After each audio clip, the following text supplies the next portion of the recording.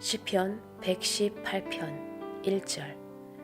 여호와께 감사하라. 그는 선하시며 그의 인자하심이 영원하미로다.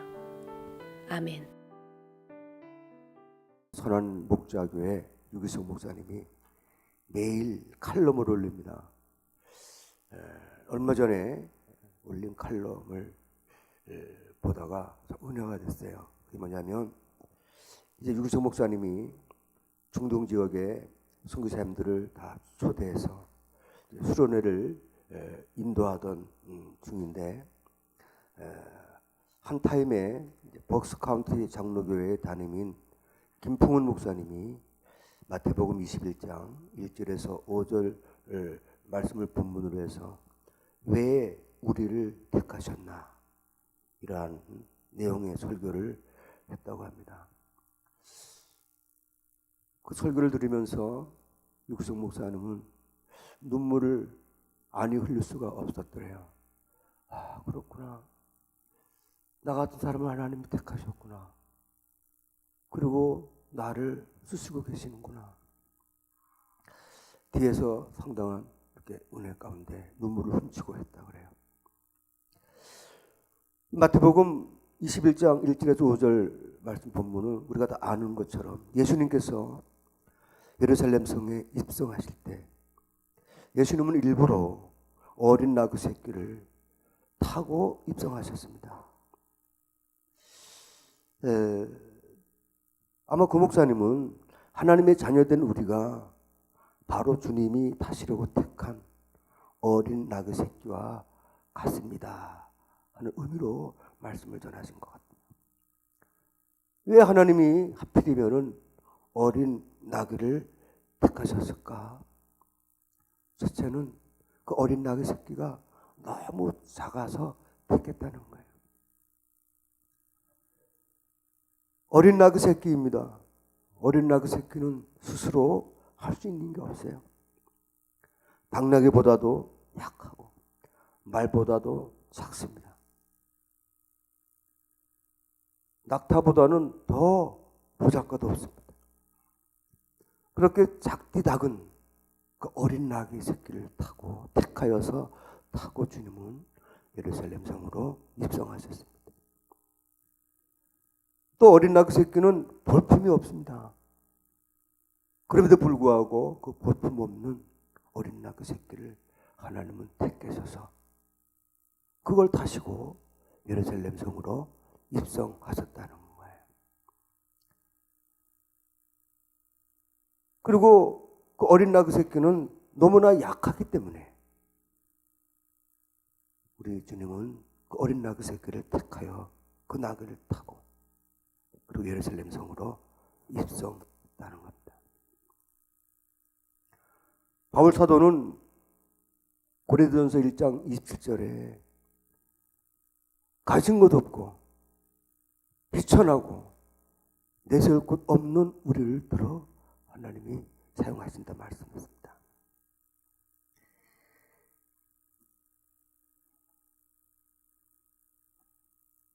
우리 역시도 너무나도 작고 연약한 존재입니다. 또한 저 여러분들은 세상 가운데 내세울 것이 변별이 없는 그런 존재들입니다.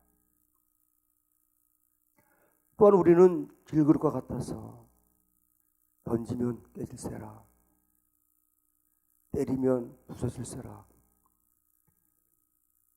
약하디 약한 연약한 존재입니다. 그럼에도 불구하고 여호와 하나님은 저와 여러분들을 택하셔서 하나님의 자녀 삼으시고 우리를 통하여 하나님의 일하심을 나타내 보여주고 계시는 겁니다. 시편 118편은 작자 미상으로 우리가 알고 있지만 그 할렐루야로 시작하고 끝나는 시편은 거의 그래도 다윗이 기록했다, 이렇게 다들 인정을 합니다. 그래서 저는 오늘 시편 118편을 다윗이 썼다라고 그리고 여기면서 말씀을 이어가려고 합니다. 오늘 시인은 여호와께 감사하라. 그는 선하시며 그 인자하심이 영원하미로다 고백합니다. 우리가 아는 바와 같이 인자는 히브리어로 헤세드입니다. 이 헤세드라는 단어 안에는 긍휼, 사랑, 친절 이러한 뜻이 내포되어 있습니다. 그런데 이 인자는 사람이 사람에게도 나타낼 수 있는 것이고 또 하나님이 택한 자들에게 특별히 나타낼 때 사용될 수 있는 것입니다. 그러나 사람이 사람에게 이렇게 헤세드, 인자를 나타낼 때는 강한 자가 약한 자에게 어떤 조건에 의하여 베푸는 겁니다. 그러나 하나님이 택한 자들에게 이 인자를 베푸실 때는 철저하게 언약적인 관계 속에서 택한 자의 어떤 조건을 보지 않고 베푸시는 크나큰 사랑입니다. 그러면 누가 여호와의 선하시며 인자하심을 감사해야 할 것인가? 오늘 시인은 2절에 이제 이스라엘은 말하기를 그의 인자하심이 영원하다 할지로다 고백합니다.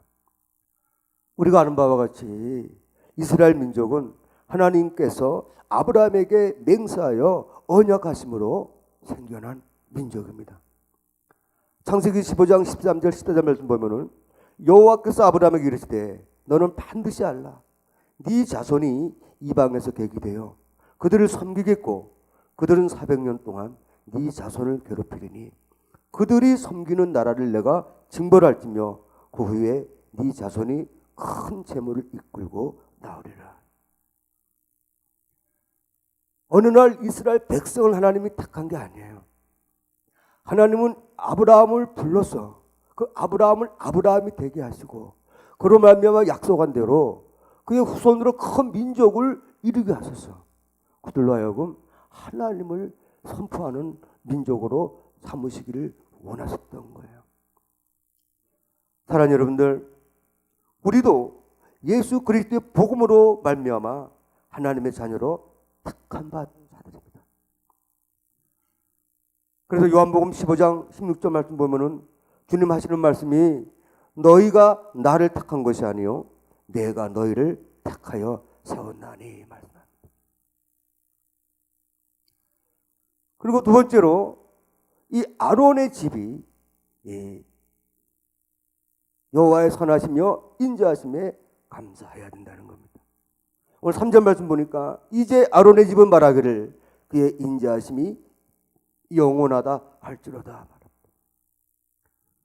아론의 집은 레위 지파로 하나님께서 하나님의 성전에서 율법을 가르치며 또 하나님께 드리는 제사를 주관하기 위해 택하신 제사장의 가문입니다.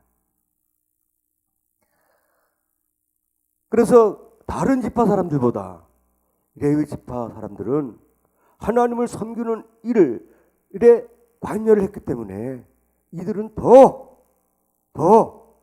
하나님을 여호와께 감사해야 된다는 사실입니다. 그러나 이제는 우리들이 거룩한 제사장입니다. 베드로 사도는 베드로전서 2장 5절에 너희도 산돌같이 신령한 집으로 세워지고 예수 그리스도로 말미암아 하나님이 기쁘게 받으실 신령한 제사를 드릴 거룩한 제사장이 될지니라. 그리고 4절 말씀 보니까 이제 여호와를 경외하는 자는 말하기를 그의 인자하심이 영원하다 할지로다. 오직 하나님만을 경외하는 자들은 여호와의 선하심과 그의 인자하심을 경험하는 자들이기 때문에 그들은 그 하나님께 나아가 감사의 제사를 드려야 되는 겁니다. 주 예수 그리스도 이름으로 성삼위 하나님께 감사의 예배를 하게 된 저와 여러분들입니다. 우리 주님은 요한복음 4장 23절 24절에 아버지께 참되게 예배하는 자들은 영과 진리로 예배할 때가 오나니 곧 이때라. 아버지께서는 자기에게 이렇게 예배하는 자들을 찾으시느니라. 하나님은 영이시니 예배하는 자가 영과 진리로 예배할지니라 말씀합니다. 오늘 저 여러분들은 하나님의 은혜로 하나님이 택하셔서 하나님의 자녀가 된 자들입니다. 또한 그러한 우리들을 하나님은 왕같은 제사장으로 세우셨습니다. 그리고 우리들에게 오직 우리 안에 계신 주님만 바라보고 그 주님만 생각하여 살도록 해주셨습니다.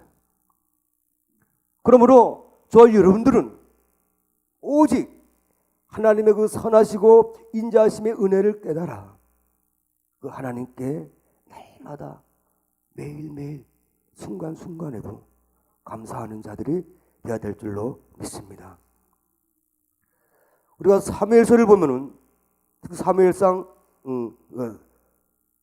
사무엘서나 열왕기서를 보면은 특히 사무엘서를 중심으로 보면은 다윗은 사울 왕으로 인하여 또 한때는 아들 압살롬 때문에 그리고 우리아의 아내 밧세바를 범하는 일로 인하여 다윗은 많은 날들을 고통 가운데서 여호와 하나님께 부르짖으며 살았던 다윗입니다. 그러나 다윗을 이스라엘의 왕으로 택하신 하나님은 그를 지켜주셨고 보호하셨고 인도하셨습니다. 결국 하나님은 다윗을 이스라엘의 왕이 되게 하셨고 또한 위대한 왕으로 세워주셨습니다. 그래서 5절 말씀에 내가 고통 중에 여호와께 부르짖었더니 여호와께서 응답하시고 나를 넓은 곳에 세우셨도다 고백하는 겁니다. 이제 다윗은 두 번째로 왜 우리가 여호와께 감사해야 하는지 그 이유를 오늘 본문을 통해 또 증거하고 있습니다. 먼저는 여호와는 내 편이기 때문입니다. 오늘 본문 6절에 여호와는 내 편이시라 내가 두려워하지 아니하리니 사람이 내게 어찌할까 말합니다. 그러면서 여호와는 내 편이 되사 나를 돕는 자들 중에 계시니 그러므로 나를 미워하는 자들에게 보응하시는 것을 내가 보리로다. 사랑하는 여러분들, 내 편 되어 주시는 하나님은 예수님을 그리스도가 되게 하셔서 우리 안에 임하게 하심으로 우리의 모든 인생 문제를 해결해 주시는 분이십니다. 또 8절 9절 말씀 보면은 여호와께 피하는 것이 사람을 신뢰하는 것보다 나으며 여호와께 피하는 것이 고관들을 신뢰하는 것보다 낫도다라고 오늘 다윗은 고백합니다. 그러므로 사랑하는 여러분들, 우리는 오직 여호와 하나님을 신뢰해야 될 줄로 믿습니다.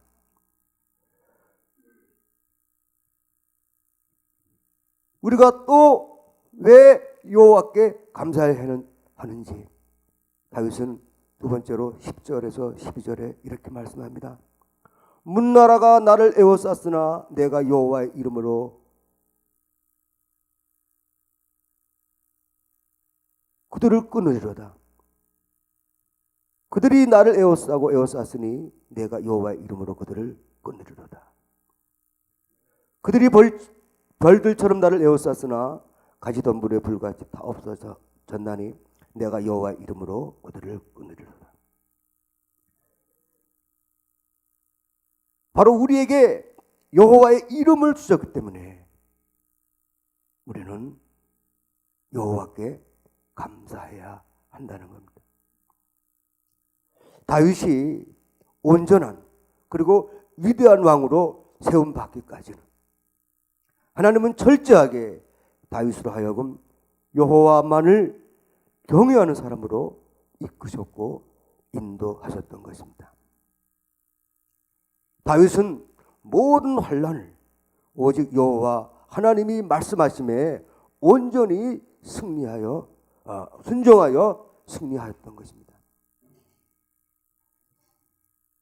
하나님 아버지는 하나님의 자녀된 우리에게 예수 그리스도의 이름을 주셨습니다. 그 이름은 주님의 마음입니다. 그 이름은 주님의 생각입니다. 그 이름은 주님의 뜻입니다. 그 이름은 주님의 구원입니다.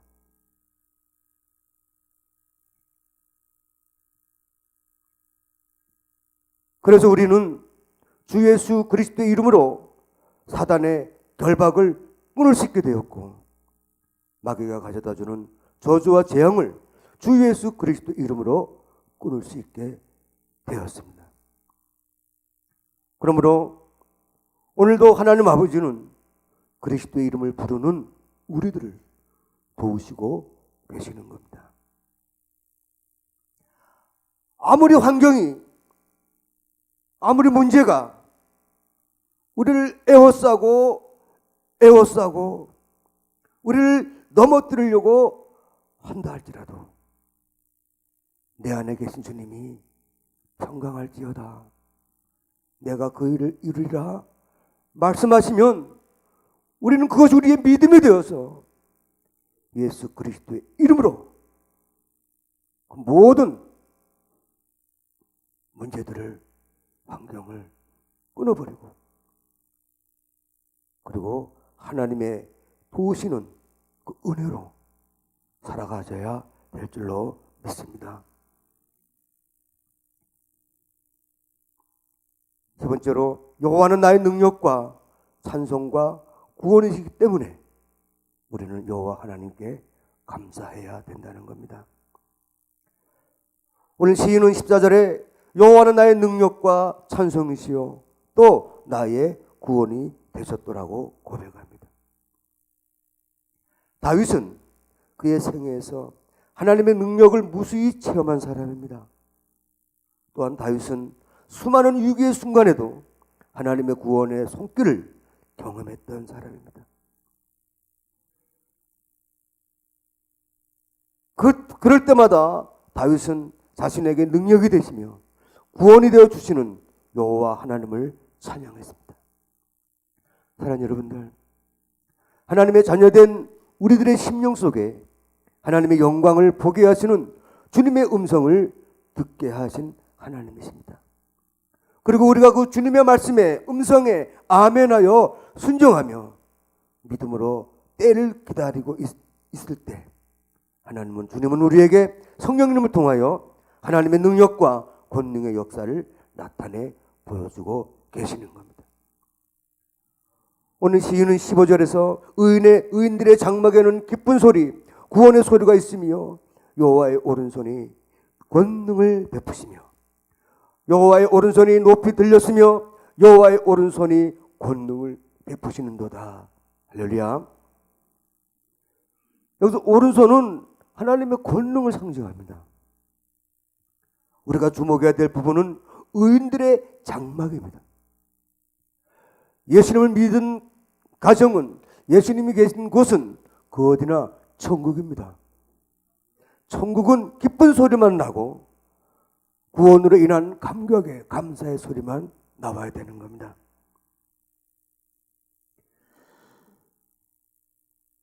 그러므로 우리의 믿음의 삶은 일하신 하나님의 영광을 날마다 선포하며 증거하는 새 언약의 일꾼된 삶이 되어져야 될 줄로 믿습니다.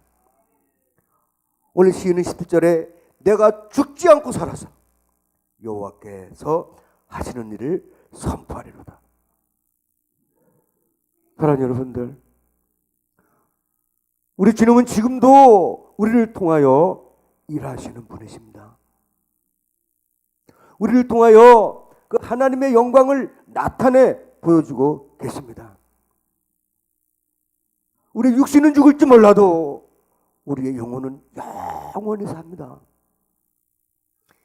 이 세상에 사는 날 동안 날마다 내 안에 계신 주님의 그 역사를 선포하는 우리들의 삶이 되어지기를 소원합니다. 네 번째, 의의 문을 열어주셨기 때문에 우리는 여호와께 감사해야 되는 겁니다. 오늘 의의 문은 여호와의 문이라고 또 성경은 말합니다. 여호와께서 나를 심히 경책하였어도 죽음에는 넘기지 아니하였도다. 내게 의의 문들을 열지어다. 내가 그리로 들어가서 여호와께 감사하리로다. 이는 여호와의 문이라 의인들이 그리로 들어가리로다. 주께서 내게 응답하시고 나의 구원이 되었으니 내가 주께 감사하리로다. 여호와의 문, 의의 문, 그 문으로 들어가는 자는 응답받고 구원을 이루게 된다는 말씀입니다. 하나님은 여호수아를 통하여 이스라엘 백성들에게 가나안 땅을 분배하여 기업으로 주셨습니다. 그리고 율법을 어겨 죄를 지은 사람들을 위해 가나안 땅에 6곳에 도피성을 두게 하셨습니다. 그래서 하나님은 범죄한 자들이 그 도피성으로 피해 들어가면 그들이 지은 죄와는 상관없이 살 수 있게 하셨습니다. 도피성은 예수 그리스도의 그림자입니다. 우리가 구원받아 하나님의 자녀된 것은 예수 그리스도를 통한 전적인 하나님의 은혜입니다. 그리고 우리 안에 계신 주님이 우리의 도피성입니다. 왜냐하면 우리가 살면서 어려운 문제를 직면해야 될 때 사람을 찾아가서 도움을 구하는 것이 도피성이 아니기 때문입니다. 도피성이 되시는 주님은 우리 안에 계셔서 우리가 우리의 문제를 아뢰고 주님의 뜻을 묻을 때 우리 주님은 살 길을 내시기 때문입니다. 그러므로 주 안에 있는 자가 진정한 안식을 누리게 된 것입니다. 그리고 주님은 양의 문이십니다. 그 문으로 들어가는 자는 구원을 받고 또 꼴을 얻게 된다라고 요한복음 15장에서 우리 주님은 말씀하셨습니다.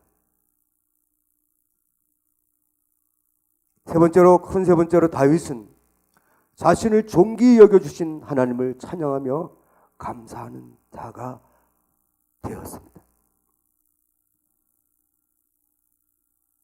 22절에 건축자가 버린 돌이 모퉁이의 머릿돌이 되었나니 말씀합니다.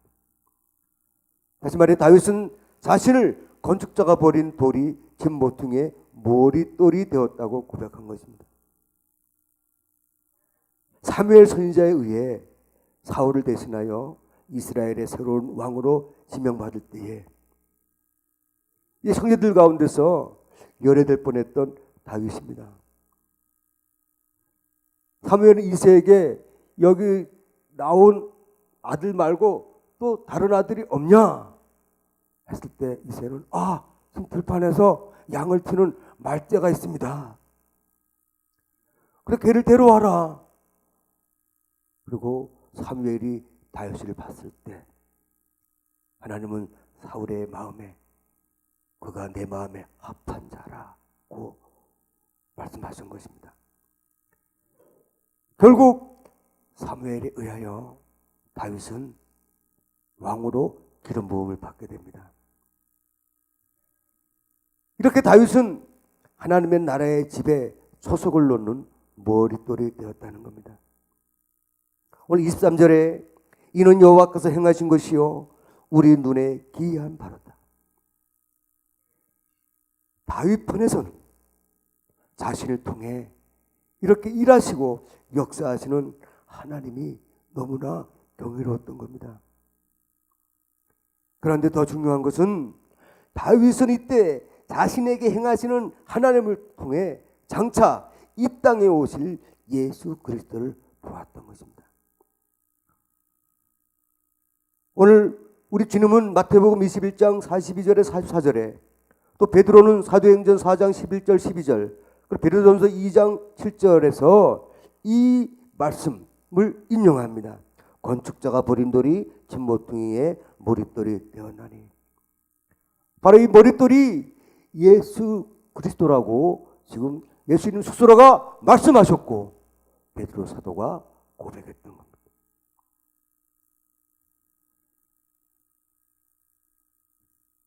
이 날입니다. 이 날은 여호와께서 정하신 것이라. 이 날에 우리가 즐거워하고 기뻐하리로다. 다윗이 왕이 됐을 때 얼마나 기뻐하고 즐거워했습니까? 그러나 영적으로는 다윗은 그리스도를 예표하는 인물이라고 봤을 때 이 날은 바로 요한복음 14장 20절에 말씀하시는 그날입니다. 그날에는 내가 아버지 안에, 아버지가 내 안에, 너희가 내 안에 거하리라.